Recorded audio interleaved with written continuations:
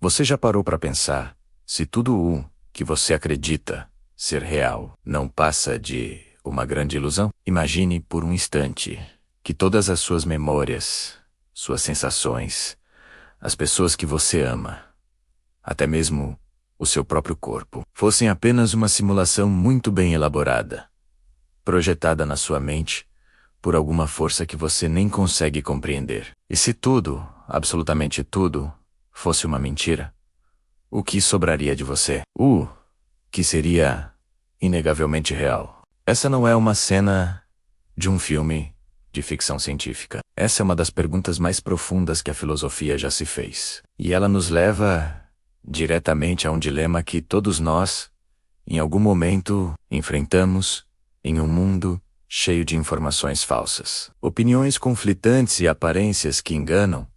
Como podemos encontrar uma base sólida, uma verdade em que possamos realmente confiar para construir nossa vida? Talvez você já tenha sentido isso, sem perceber. Ao tomar uma grande decisão, ao questionar um relacionamento, ou até mesmo ao se olhar no espelho e se perguntar: quem sou eu de verdade? Essa busca por uma certeza fundamental foi a grande obsessão de um homem que viveu há quase 400 anos. O filósofo, físico e matemático francês René Descartes. Ele viveu em uma época de imensa transformação e incerteza. O século XVII. A ciência estava revolucionando a forma como entendíamos o universo. As verdades antigas da Igreja estavam sendo questionadas, e a Europa estava mergulhada em conflitos. Nesse cenário de caos intelectual, Descartes se sentiu como se estivesse construindo sua casa sobre areia. Ele percebeu que muito do que havia aprendido desde criança era duvidoso, ou simplesmente falso. Então, ele decidiu fazer algo radical. Em sua famosa obra Meditações Metafísicas, ele propôs um método, a dúvida hiperbólica. A ideia era simples, mas avassaladora: duvidar de absolutamente tudo que pudesse ser duvidado, por menor que fosse a dúvida. Seria como esvaziar completamente um cesto de maçãs para analisar, uma por uma, e só colocar de volta aquelas que fossem perfeitas, sem nenhuma mancha. Ele começou duvidando dos seus próprios sentidos. Afinal, quantas vezes eles já não nos enganaram? Um remo dentro d'água parece quebrado. Um objeto ao longe parece menor do que realmente é. Se os sentidos nos enganam uma vez, quem garante que não estão nos enganando o tempo todo? Mas ele foi além. E se estivermos sonhando, você já teve um sonho que parecia tão real que, ao acordar, levou um tempo para entender que não era verdade? Como podemos ter certeza absoluta de que não estamos, neste exato momento, em um sonho muito vívido? A dúvida de Descartes chegou a um ponto extremo com a hipótese do gênio maligno. Imagine se existisse uma entidade extremamente poderosa e inteligente, cujo único propósito fosse nos enganar o tempo todo, criando uma realidade virtual perfeita em nossa mente. Nessa situação, nem a matemática, que parece tão certa, seria confiável, pois esse gênio poderia nos fazer acreditar que 2 mais 2 são 4, quando na verdade não são. Parece assustador, não é? E é. Mas é nesse abismo de incerteza que Descartes encontra sua primeira e única certeza inabalável. Ele percebeu que, mesmo que um gênio maligno o enganasse sobre tudo, mesmo que ele estivesse sonhando, mesmo que seus sentidos fossem falsos, havia uma coisa da qual ele não podia duvidar: o fato de que ele estava duvidando. E se ele estava duvidando, ele estava pensando. E se ele estava pensando, ele precisava existir para poder pensar. E daqui nasce a frase mais famosa da filosofia moderna: cogito, ergo sum. Penso, logo existo. Essa não é apenas uma frase de efeito, é a rocha firme que Descartes encontrou no meio do oceano de dúvidas. A existência do seu próprio pensamento era a única verdade que resistia a qualquer questionamento. Ele podia duvidar do seu corpo, do mundo, de Deus, mas não podia duvidar que ele, como uma coisa que pensa, existia. Mas como isso se aplica à nossa vida hoje, no século XXI? Pense na quantidade de informações que recebemos todos os dias. Notícias, redes sociais, opiniões de influenciadores, conselhos de amigos. Como saber no que acreditar? A proposta de René Descartes não é que vivamos em paranoia, duvidando de tudo e de todos.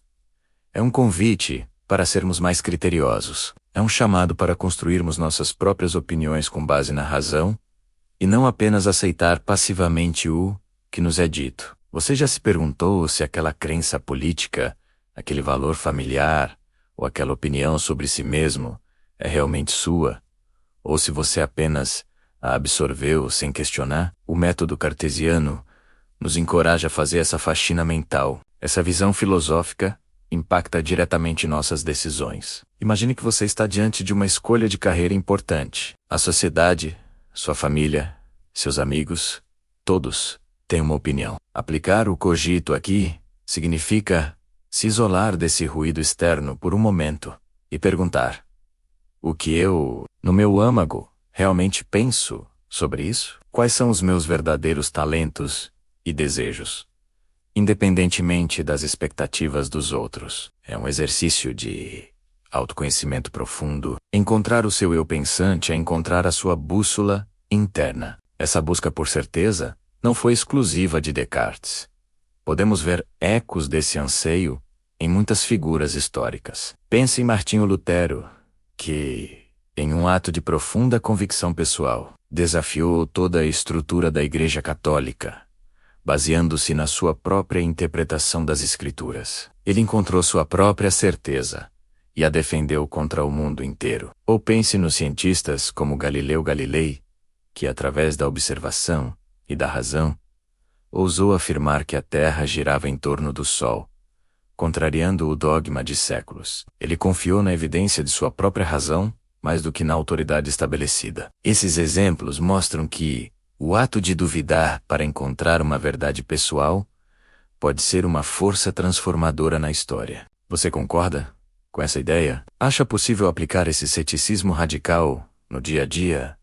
Ou isso nos levaria à paralisia e à solidão? Escreva nos comentários o que você pensa sobre isso.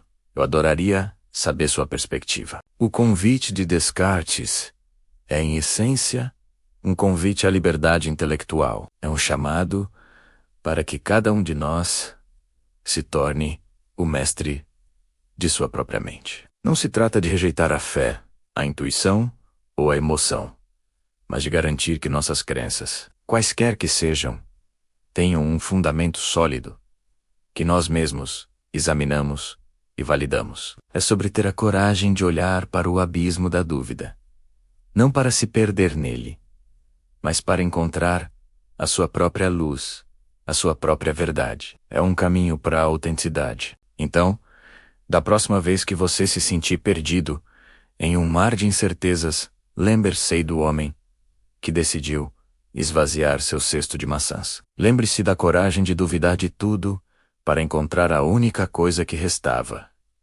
ele mesmo. Talvez a jornada mais importante que podemos fazer não seja para lugares distantes, mas para dentro de nós mesmos, em busca daquela certeza simples e poderosa: eu penso, eu duvido, eu sinto, logo, eu existo. E a partir daí, podemos começar a reconstruir nosso mundo sobre uma base muito mais forte. Compartilhe este vídeo com alguém que pode se identificar com essa busca por sentido. E se você já passou por um momento de grande dúvida que te levou a uma nova descoberta sobre si mesmo, escreva nos comentários.